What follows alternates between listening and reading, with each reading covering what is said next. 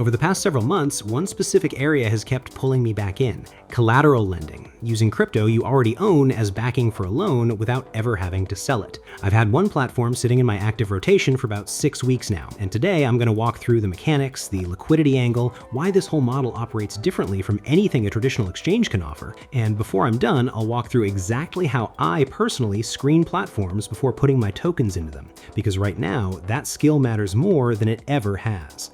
So, the quick honest rundown on the platform before I touch anything on screen. It's long enough to see past the initial polish and understand what something actually is. And what I found is that the things I care most about held up without degrading. Transactions processed consistently fast, not just early on, throughout. Documentation was detailed in the right places, meaning the parts that actually trip people up were covered properly. And every time I reached out to support with something specific, the response addressed what I actually asked. All right, so everything I need to set up a loan in this calculator. First thing I'm selecting is the asset I want to use as collateral. And straight away, the asset coverage here is worth mentioning. BTC, ETH, SOL, BNB, we're talking the backbone of the market, tokens with actual depth and trading volume behind them.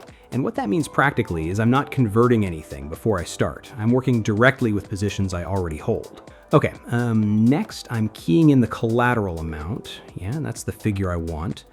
So next, I'm picking what I want to borrow against it, going with BTC here, then the term, the duration I need this loan to be active, and then LTV. So I want to be deliberate about explaining this one. It measures the ratio between the loan and the collateral backing it, and every asset has a hard ceiling on how far that ratio can go. Cross that line because the collateral value dropped and the platform liquidates the position automatically. No prompt, no buffer period. So when I'm landing on this number, I'm thinking through the asset's recent behavior and what kind of drawdown is realistically possible given current conditions. This is genuinely the one setting where being conservative costs you almost nothing and being careless costs you everything. Okay, that's all correct. I hit proceed and we're on the next step.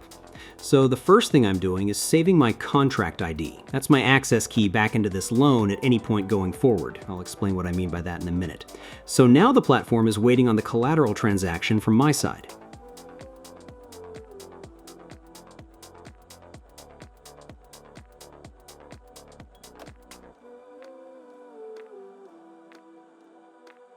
All right, transaction is on the network. Platform picks it up from here. Good, my loan was approved. And this screen is the full contract summary. Terms, duration, rate, everything. So now I'm entering the receiving address where my BTC is going to land. One moment. Confirmed. Now I'm waiting for the balance to update.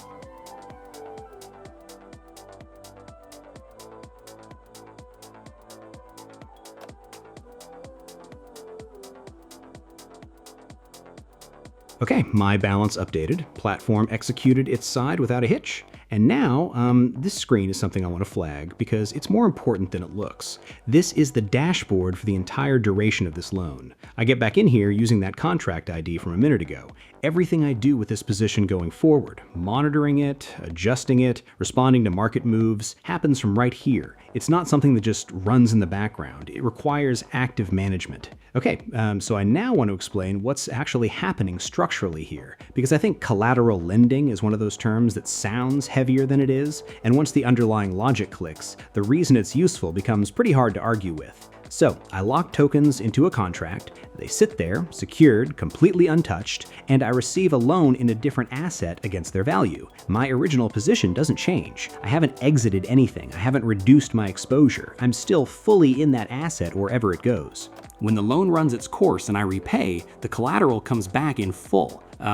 Now think about what happens when I just sell on an exchange instead. I get whatever price the market is offering at that exact moment, the position closes, and from that point on, that asset's performance is completely irrelevant to me. Here, the position stays open. I walk away with the liquidity I need, and I stay in the trade. That distinction, keeping the position while accessing capital against it, that's not just a feature, that's a fundamentally different way of thinking about what long-term holdings are actually for. So 6 weeks, around 55 transactions across most of the supported asset pairs through market conditions that ranged from pretty calm to genuinely volatile. Every single operation completed correctly. No failed transactions, no discrepancies between what I was shown and what actually happened. And the reason I lay out those specifics rather than just saying it works is because I've watched platforms perform fine for a handful of transactions and then completely fall apart. The number matters. The range of conditions matters. That's the kind of track record that actually means a lot. All right, that's everything for today. Thanks for your time.